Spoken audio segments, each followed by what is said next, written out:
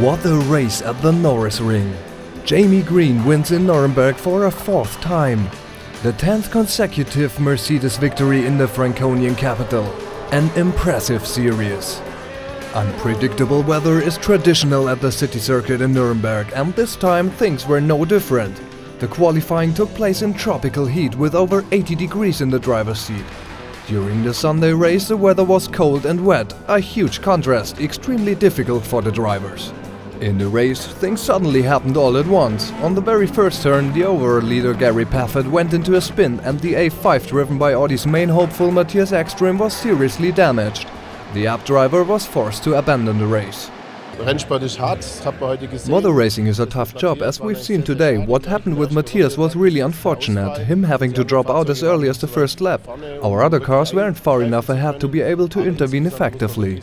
We were just too slow, and that's something we have to work on. This is the first time we've raced the new cars in the rain, and it's clear that we're not competitive enough right now.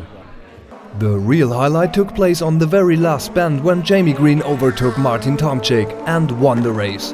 The Nürburgring 2012 DTM action at its finest. It's a shame, of course, that we lost first place in the very last lap, but on the other hand, from the BMW point of view, we've had two cars on the podium in this comeback season after 20 years of abstinence. Zwei Autos auf dem Podium. The fifth race of the season marks the halfway point for the DTM. Up to now, Mercedes has been brilliant. With 95 points, Gary Paffett leads the overall rankings ahead of his teammate Jamie Green. Mercedes-Benz is totally dominant. It's the halfway stage, and the champion at the halfway point isn't necessarily the champion at the end, so we have to focus on success and carry on. And at this point I'd like to thank the boys and girls who worked so hard for us. We've definitely earned every single point, and against rivals like Audi and BMW that's not an easy thing to do. But we're well positioned and we want to continue that way. Not far behind, within striking distance, come the two BMW drivers Bruno Spengler and Martin Tomczyk. BMW, the DTM newcomer from Munich, has established itself very quickly indeed. Audi still has hopes, but has had a lot of trouble. The first half of the season has been a disaster.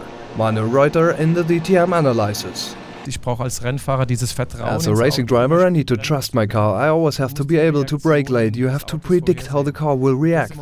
And that's not the case right now with the new Audi. They've got to work on that, so the drivers get their trust and can push the vehicle to its limits. Also under different conditions. Here it was wet first, then dry, then wet again, and Audi has some homework to do there. The drivers are all first rate, and if they're all bringing up the rear, then the situation is absolutely clear. Catching up is going to be a huge task for Ekström, Rocky & Co. But who knows, things may end just as they did at the Nürburgring.